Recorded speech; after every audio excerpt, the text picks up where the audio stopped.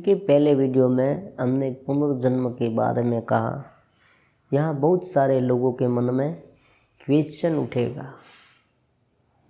अगर आप ठीक तरह से वीडियो देखते हैं और इनमें पूरा इंटरेस्ट ले रहे हैं तो आपके मन में ये प्रश्न उठना चाहिए कि ये जो पुनर्जन्म का सिद्धांत है उनका कोई प्रूफ है? हम कहाँ से लाए? अद्वैत वेदांत में उनकी रजूआत है या नहीं? अद्वैत वेदांत में उनकी रजूआत है और भगवान ने भगवद गीता में भी सुंदर तरीके से समझाया है। देहिनो स्मि यथा देहे कौमारम यौवनम जरा तथा देहांतर प्राप्ति। जिस तरह से इस शरीर में कौमार, यौवन और जरा वृद्धावस्था प्राप्त होती है, उसी तरह से इनके बाद वाले जन्म की प्राप्ति होती है। मतलब इनके बाद वाले शरीर की प्राप्ति होती है। हमारा जो वर्तमान शरीर है उनसे डिस्कनेक्ट होकर दूसरे एक शरीर के साथ कनेक्शन हो जाना, यही जन्म है। और जो डिस्कनेक्ट होता है वो मृत्यु है। अब दूसरी बात भगवान ने कही है, ये जो लिंग शरीर है वो अपने संस्कारों के साथ दूसरे शरीर में जाता है। प्रकृति जो है उनके साथ जाती है। अब एक तीसरा श्लोक है, योग भ्रष्ट आत्मा। ये भी भगवान ने कहा है। भगवान कहते हैं कि जो व्यक्ति भक्ति करता है, ज्ञान का अभ्यास करता है, साधना करता है, जो योगी है, वर्तमान समय में जिसने बहुत कुछ किया है वो व्यर्थ जाने वाला नहीं है। आगामी जन्म में जब उनका जन्म होगा तब उसी संस्कारों के साथ जहाँ से उसने साधना छोड़ी थी वहाँ से वो फिर से शुरू करेगा। मतलब साधना व्यर्थ नहीं जाएगी। क्यों? क्योंकि साधना ये कोई बाह्य वस्तु नहीं है। हम साधना करते हैं, नाम स्मरण करते हैं, आप ध्यान करते हैं, आप अफर्मेशन करते हैं, वेदांत की अहम ग्रह ध्यान करते हैं, सांसों पर ध्यान रखकर प्राणायाम करके आप धीरे धीरे अपने चैत्य स्थिति में लीन रहने का अभ्यास करते हैं।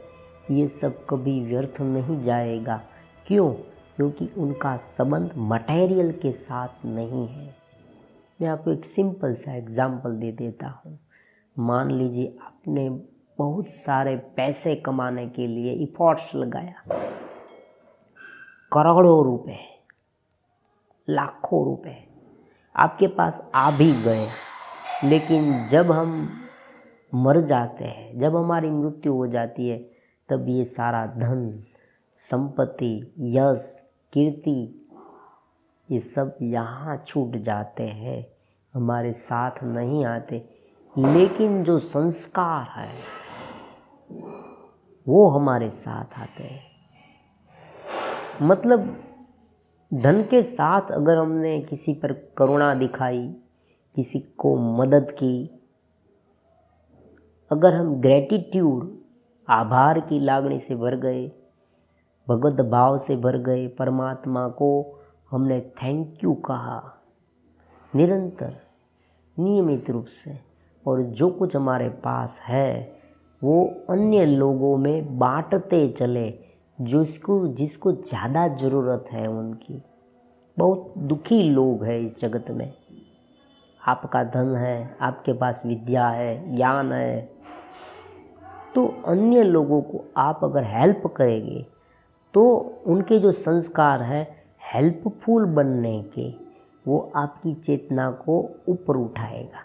और ये जो चेतना का ऊपर उठने का वलन है ना, वो हमारे साथ आएगा। समझ लें आप। दो ही बात है, ऊपर या नीचे। या चेतना अपने आप में पूर्ण होती जाएगी, या यही चेतना धीरे धीरे निम्न होती जाएगी। देखो, चेतना निम्न नहीं होगी, चेतना जिनके साथ जुड़ती है वो विषय महत्वपूर्ण है। चेतना ऊपर उठेगी, उनका मतलब आपको ये सोचना है कि हम इस देह इंद्रिय के अलग अलग विषयों से ऊपर उठे, हम उन पर कंट्रोल कर पाए, हम अपने अस्तित्व को जानकर भी उनका उपयोग कर सकते हैं, हम उनके गुलाम नहीं।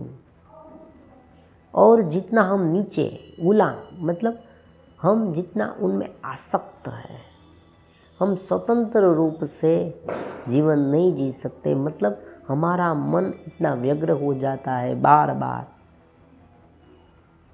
हम उसे कंट्रोल करना चाहते हैं फिर भी नहीं कर पाते। तो ये स्थिति है वो थोड़ी उनसे निम्न है।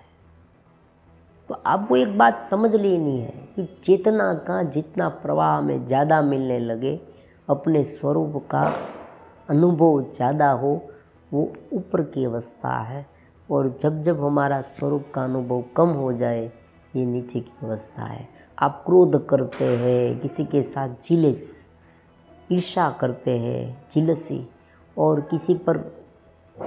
किसी को नुकसान पहुंचाने की कोशिश करते हैं, हिंसा करते हैं, विषयों में अत्यंत आसक्त होकर किसी के साथ गलत कुछ करते हैं, तब इंद्रियों में इतने व्यग्र हो जाते हैं कि अपना जो स्वरूप है उसे भूल जाते हैं।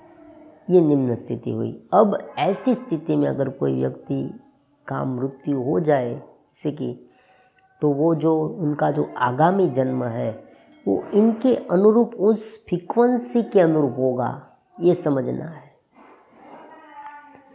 तो यहाँ भी योग भ्रष्ट आत्मा एक बहुत ही सुंदर सा प्रिंसिपल है जो भगवान ने हमें भेंट के रूप में दिया। भगवान कहते हैं कि तुम निश्चिंत हो जाओ। आज मैं आपको एक बहुत ही रहस्यमय बात बताता हूँ। आज आपने मेरा ये वीडियो देखा, आप मेरी चैनल से जुड़ते हैं, आप ये सब सुनते रहते हैं, ये व्यर्थ नहीं जाएगा। आप कोई रामायण, गीता, भगवद गीता ऐसे ग्रंथ को पढ़ते हैं और आपकी चेतना अगर ऊपर उठी तो आप ऊपर उठे चेत स्थिति में।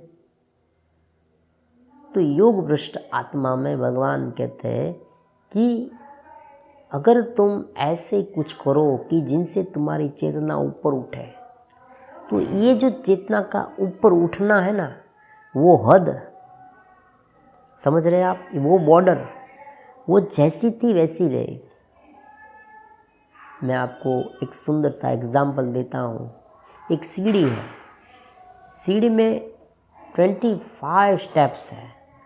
तो आपने मान लीजिए 10 स्टेप ऊपर चढ़े, आप 10 स्टेप, बहुत प्रयास किया आपने, बहुत प्रयास किया और 10 स्टेप ऊपर चढ़े। तो ये जो 10 स्टेप ऊपर चढ़े ना, वहाँ से ही आपको शुरू करना है। फिर तुरंत 11वां स्टेप आएगा, फिर से 1 से शुरू नहीं करना पड़ेगा। ये भगवान कहते हैं, बहुत बड़ी हैया धारणा जिसे कहते हैं ना, भगवान हमें दे देते हैं यहाँ योग भ्रष्ट आत्मा के इस श्लोक में।